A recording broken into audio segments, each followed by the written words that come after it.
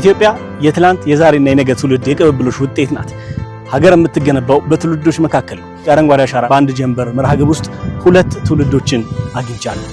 አንድ የቀደመው ትውልድ፣ ሌላኛው ደግሞ የዛሬ ትውልድ። እነዚህን ትውልዶች አንድ ያደረገው ዓላማ ምንድን ነው? ለምን በዚህ መርሃ ግብር ላይ ለመሳተፍ ፈለጉ የሚለውን በአጭሩ እንመለከታለን። አብራችሁን ቆዩ።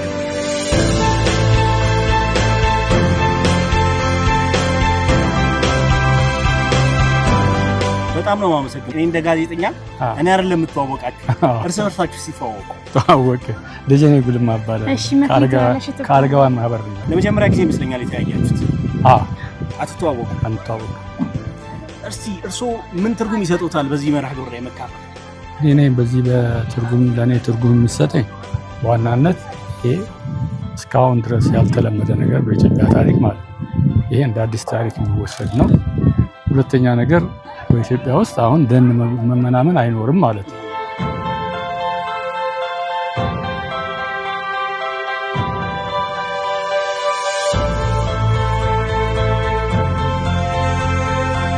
ብዙዎቻችን ተማሪዎችም ታዳጊ ትውልድ በመሆናችን መጠን ሁላችንም ይሄንን ችግኝ በምንተክልበት ሰዓት እነዚህን ችግኞች ለአንድ ቀን ብቻ ሳይሆን ለሁል ጊዜም ለኛ የተለያዩ ነገሮች ወይም ጠቀሜታዎች ስለሚኖራቸው በዚህ አካባቢ ለሚኖሩም ሰዎች የአየራችን ሁኔታ የተስማማ እንዲሆን ይረዳቸዋል ማለት ነው። መትከል ብቻ አይደለም ቁም ነገሩ፣ መንከባከብ ማሳደግ ይጠይቃል። ለቀጣዩ ትውልድ ዛፍ ለዛሬ ብቻ ሳይሆን ይላሉ ጠቅላይ ሚኒስትሩ፣ ለነገው ትውልድ ነው የሚተከለው ይላሉና ለመክሊት ምን ይሏታል? አትክልት በተፈጥሮ ካልተንከባከቡትና ካልተቆጠቆጠ አያድግም፣ ይጫጫል፣ ይበላሻል። አንድ ሁለተኛ ነገር ደግሞ አድጎ ለፍሬ በሚበቃበት ሰዓት ራሱ ከጭፍጨፋ መከላከል።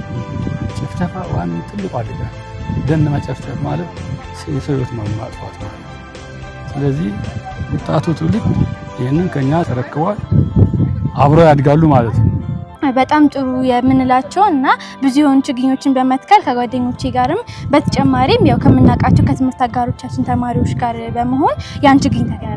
ስለዚህ እሳቸው የሚሰጡን የፈለጉት መልእክት ቢኖር ያው እኛ ችግኞቹም እንደኛ ናቸው፣ ታዳጊዎች ናቸው።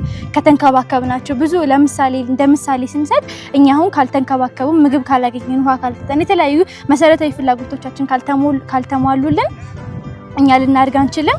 ወደ ሌላ ነገሮችም የበሽታም የተለያዩ ነገሮች ጥቃት ሊኖርብን ይችላል።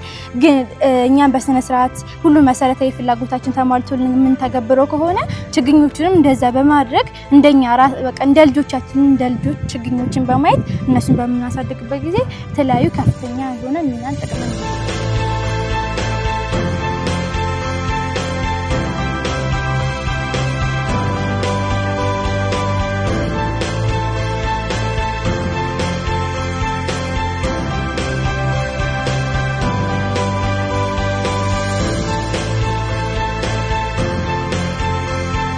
በጣም ነው ማመሰግነው።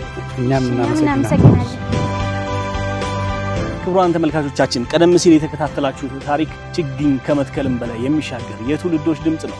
በትናንትናውና በዛሬው ትውልድ መካከል ያለ ኢትዮጵያን የመጠበቅ ራዕይ፣ ኢትዮጵያን ለነገው ትውልድ የተሻለች ሆና እንድትዋብ፣ እንድትመገብ፣ ራሷን እንድትችል፣ ሉዓላዊት እንድትሆን የማስቻል ጉዞ ምስል ነው።